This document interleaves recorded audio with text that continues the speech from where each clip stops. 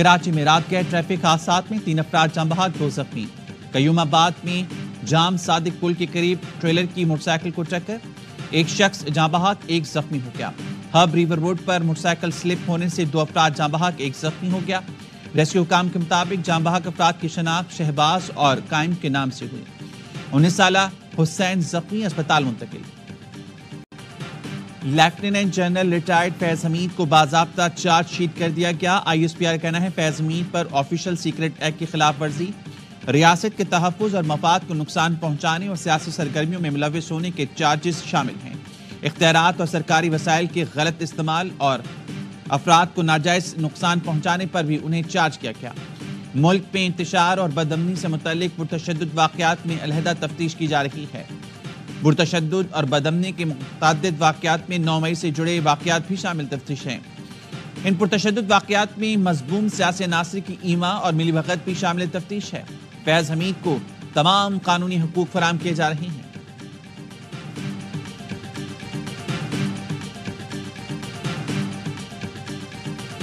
ابھی بہت کچھ ہونا ہے۔ اب صرف دعا یہ ہے کہ سزائے موت نہ ہو، عمر قید سزا ہو۔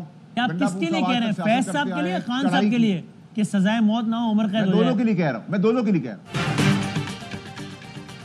دعا کریں سزائے موت نہ ہو، عمر قید ہو جائے۔ بانی PTI کے خلاف فیض حمید شواہد اور گواہیاں دے چکے۔ سینیٹر فیصل وابڈا کے پروگرام اعلان تار میں گفتگو سوال کے جواب میں بولے، میں فیض حمید اور بانی PTI دونوں کی بات کر رہا ہوں۔ ایسا نہیں ہو سکتا کہ فوج اپنے فوجی کا ٹرائل کرے اور دوسرے کا نہ کرے۔ سپہ سالار نے اپنے ادارے کے تگڑے انسان کو بھی ٹرائل میں کھڑا کیا۔ ارشد شریف کا کیس بھی ابھی باقی ہے۔ بانی PTI کے ساتھ اور بھی کئی لوگ اس میں آئیں گے۔ مراد سے حماد اظہر کیوں بھاگے ہوئے ہیں؟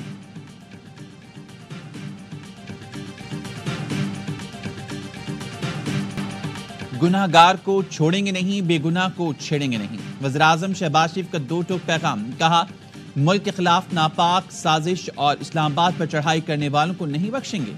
وفاقی کابینہ کے اجلاس میں خطاب کرتے ہوئے کہا بدقسمتی سے پھر ایک کال دینے کی کوشش کی گئی۔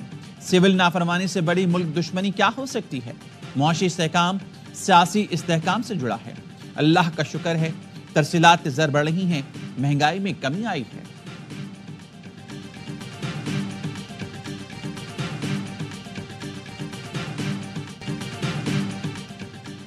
D Chowk per order to kill Shahbaz شریف نے دیا۔ وزیر اعلیٰ پختونخوا کے قتل کی کوشش کی ذمہ دار شہباز شریف ہیں، جواب دینا پڑے گا۔ اپوزیشن لیڈر عمر ایوب کا الزام، قومی اسمبلی میں اظہار خیال کرتے ہوئے کہا گولی کیوں چلائی، غیر جانبدار جوڈیشل کمیشن بنایا جائے۔ کمیشن 9 مئی 26 نومبر کے ثانی اور پختونوں کے خلاف ظلم کی تحقیقات کرے۔ پرامن سول نافرمانی تحریک ہمارا حق ہے، ہمارے لوگ رہا کریں، کسی سے بھی مذاکرات کو تیار ہیں۔ بیرسٹر گوہر کہتے ہیں فیض حمید کا ٹرائل فوج کا اندرونی معاملہ ہے، PTI کا اسے دور دور تک کا تعلق نہیں۔ چیئرمین فرد جرم ابتدا ہے، اقتدام نہیں۔ مقدمہ چلے گا تو وہ دفاع کریں گے، ہو سکتا ہے سزا، ہو سکتا ہے بری ہو جائیں۔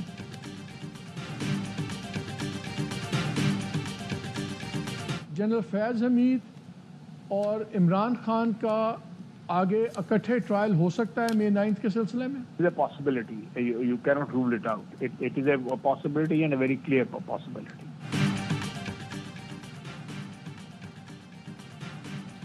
فیض حمید اور بانی PTI پر 9 مئی کا کیس ایک ساتھ چلے گا۔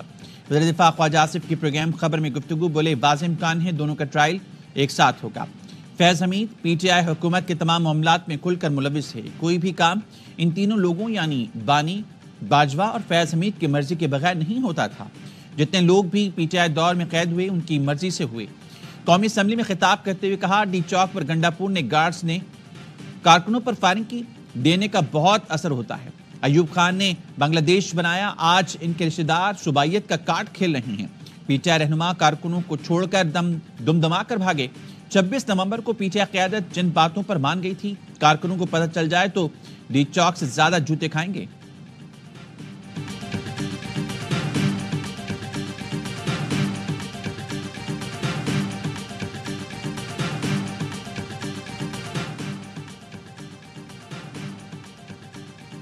سپریم کورٹ نے اظہر خان کیس میں حساس اداروں سے سیاسی سیل ختم کرنے کی رپورٹ طلب کر لی۔ ایڈیشنل اٹارنی جنرل کو وزارت دفاع کا جواب جمع کرانے کا حکم۔ ایڈیشنل اٹارنی جنرل نے کہا اظہر خان کیس کے فیصلے کے بعد اداروں میں سیاسی سیل ختم کر دیے گئے تھے۔ جسٹس مسرت ہلالی نے پوچھا اس کا مطلب ہے حساس اداروں میں سیاسی سیل تھے؟ سلمان اکرم راجہ نے کہا یہ تسلیم شدہ حقیقت ہے کہ حساس اداروں میں سیاسی سیل تھے۔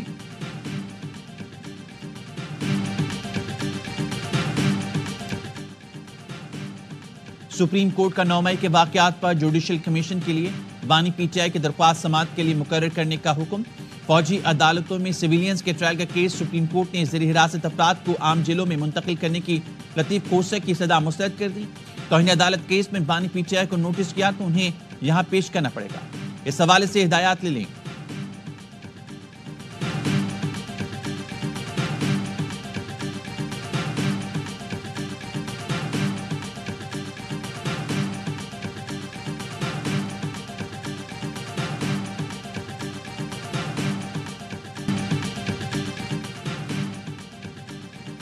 یوب میں سیکیورٹی فورسز کی کارروائی، فائرنگ کے تبادلے میں 15 خارجی مارے گئے۔ سپاہی عارف الرحمان بہادری سے لڑتے ہوئے شہید ہو گئے۔ ہلاک خارجیوں سے اسلحہ، گولہ بارود برآمد۔ آئی ایس پی آر کا کہنا ہے بہادر جوانوں کی قربانیاں ہمارے عزم کو مزید مضبوط کرتی ہیں۔ صدر زرداری، وزیر اعظم اور وفاقی وزیر داخلہ کی کامیاب آپریشن پر فورسز کو مبارکباد۔ جام شہادت نوش کرنے والے سپاہی کو خراج عقیدت۔ شام میں پھنسے 350 پاکستانی لبنان پہنچ گئے۔ 245 زائرین بھی شامل۔ لبنان میں پاکستانی سفارت خانے کے ڈی ایچ ایم نواب عادل نے لبنان پہنچنے پر پاکستانیوں کا استقبال کیا۔ پاکستانیوں کو لبنان سے پاکستان پہنچایا جائے گا۔ شام پر کنٹرول کے بعد مسلح حزب اختلاف کے کمانڈر ابو محمد جولانی نے محمد البشیر کو عبوری اتھارٹی کا سربراہ نامزد کر دیا۔ گزشتہ روز تحریر الشام کے آپریشنز کمانڈر احمد الشراح نے وزیر اعظم محمد الجلالی سے ملاقات کی۔ شامی وزیر اعظم نے اقتدار منتقل کرنے پر رضامندی کا اظہار کیا۔ دمشق میں حالات معمول پر آنے لگے۔ دن کے اوقات میں دمشق سے کرفیو اٹھانے کا اعلان۔ بینک بھی کھلنے کی منظوری۔ غزہ اور لبنان کے بعد اسرائیل نے شام کو نشانہ بنانا شروع کر دیا۔ دمشق سمیت دیگر شہروں میں 250 سے زائد فضائی حملے، 10 افراد شہید ہوئے۔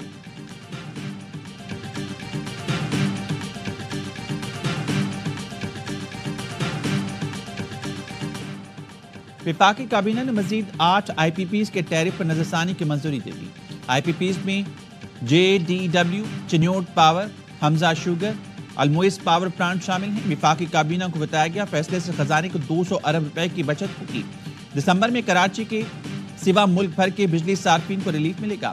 الیکٹرک کے صارفین سے جولائی کی فیول ایڈجسٹمنٹ کی مد میں فی یونٹ 3 روپے 3 پیسے وصول کرے گی۔ رواں ماہ کے ای صارفین کو 1 ماہانہ اور 1 سہمائی ایڈجسٹمنٹ کا بوجھ برداشت کرنا ہوگا۔ باقی ملک کے صارفین کو دسمبر میں اکتوبر کی ایڈجسٹمنٹ کا 1 روپیہ 14 پیسے کا ریلیف ملے گا۔